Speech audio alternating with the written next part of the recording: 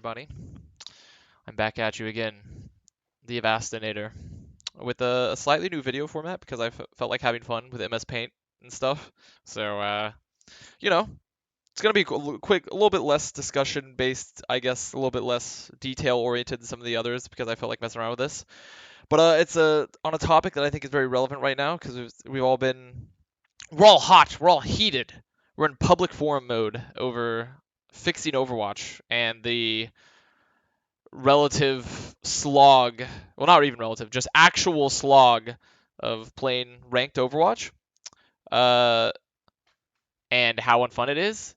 And a lot of that, I guess, vitriol has been focused on Brig, and and also I don't think that's entirely unfair either. I think she's a extremely low skill floor, very high rewarding character when played correctly and even somewhat incorrectly because of her ability.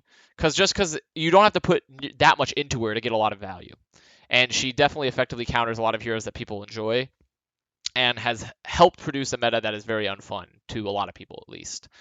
Uh, but really, the point of this video, I think, is to focus some of our now boundless energy fueled by anger at the Shield Maiden towards D.Va, which I think is the actual true menace of Overwatch in a lot of ways, and I think she's been overlooked.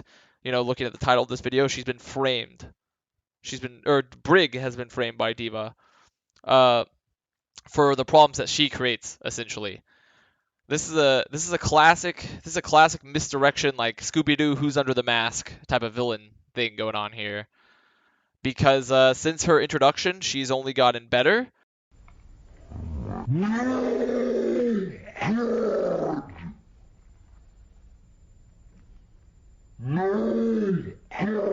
Please, no! No! No! No! Though she's had like a couple nerfs here and there, but she's pretty much had a meteoric rise to stardom, much like her actual lore, and she enables a lot of things that are not good about the game.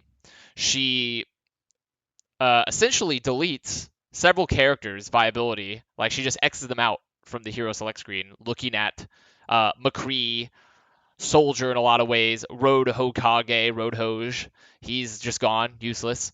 She also makes, I should say, a lot of spam heroes very non-viable. Um, not so much during the Mercy meta because Mercy was so strong in enabling them, but particularly now where D.Va pretty much hard counters both Junkrat and Pharaoh when played correctly, which are both, in my opinion at least, could be much stronger counters to the GOAT's composition if D.Va wasn't strong, especially with Brig introduced in the mix, both static and if they were mobile, because Riptire and Barrage are both such solid abilities against like very, very deathball comps. But I mean, D.Va just hard counters them both. And, they should be, realistically, without D.Va, Brig would be very, very, very weak against that because she's traditionally weak against high ground because she has very low vertical mobility. And you could even make an argument as well that that the double hit scan composition of McCree and Soldier could be very strong against GOAT's comps, especially against Brig if D.Va wasn't in existence. But D.Va denies high ground while also making them useless.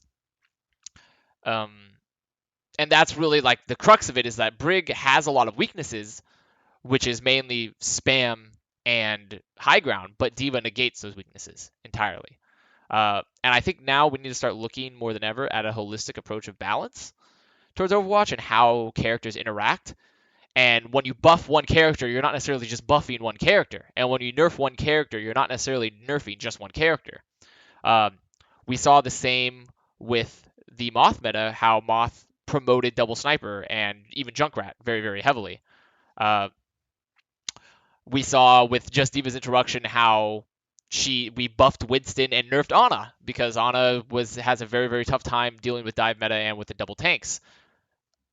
So I think we really need to be looking, like I said, holistically, or at least more sectionally, I guess, or on a case-by-case basis on how heroes affect others, because as this debate rages about like what level of solo carry should be had, what level of enjoyment is necessarily required for a competitive game, or or various things like that based around matchmaking and game design. I think a core tenet of game design in Overwatch has been overlooked is the interactions various characters have on each other in buffs, nerfs, and just being made. And really how D.Va, we should hate D.Va, guys. We should hate her. Hate D.Va. No, everyone's tired of playing D.Va too. The off-tank players are tired of it.